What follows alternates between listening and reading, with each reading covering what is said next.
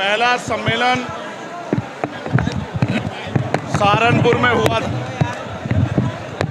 उसके बाद दूसरा सम्मेलन मेरठ के हापुड़ में हुआ, फिर तीसरा सम्मेलन गाजीपुर में हुआ, फिर चौथा सम्मेलन आगरा में हुआ, पांचवा सम्मेलन लखनऊ में हुआ और आज छठे सम्मेलन में हम लोग झांसी हैं। अभी बाकी बचे 12 मंडलों में सम्मेलन होने। 2027 की तैयारियां हम लोगों ने शुरू कर दी हैं। त्रिस्तरीय पंचायत चुनाव में आज़ाद समाज पार्टी अपने बलबूते मजबूती से लड़ेगी।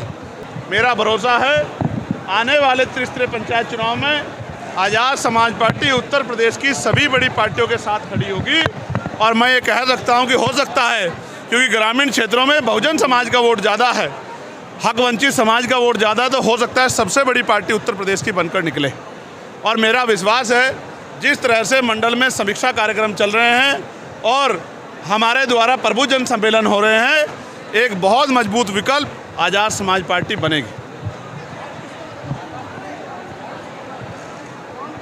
जो सत्ता में है उन्हीं से चुनौती है।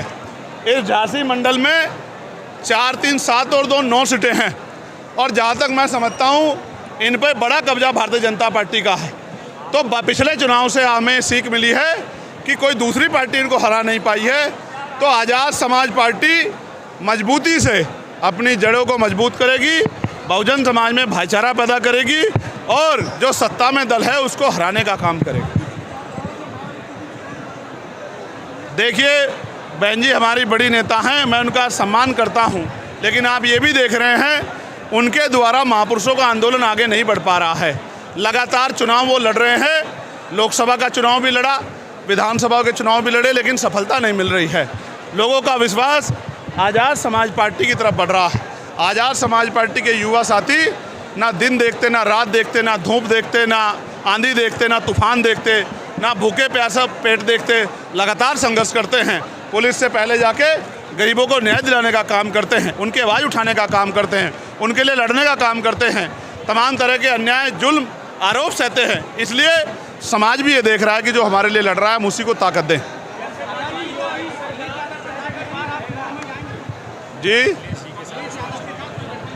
नहीं, त्रिस्तरीय पंचायत चुनाव में आपको पता लग जाएगा कि आज़ाद समाज पार्टी कितनी ताकतवर हो गई है।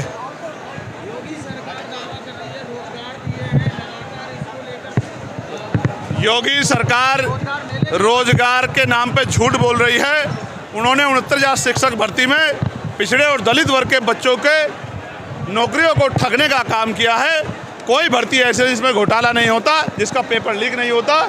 इस सरकार ने तो दलित पिछड़ों का जीना जो है वो इसको उनका इतना बुरा हाल कर दिया है कि वो इंतज़ार देख रहे हैं कि 27 का चुनाव 26 में हो जाए।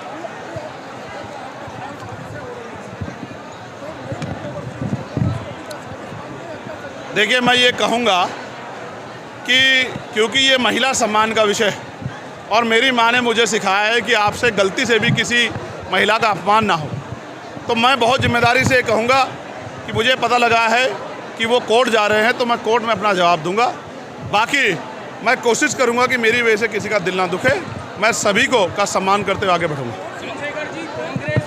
मैंने फिर आपसे कहा क्योंकि ये मेरा व्यक्तिगत मामला है, इसलिए मैं जो भी बात कहूँगा वो महिला की गरिमा का ध्यान रखते हुए, उसके सम्मान का ध्यान रखते हुए मैं कोर्ट में ही अपनी बात रखूँगा। धन्यवाद।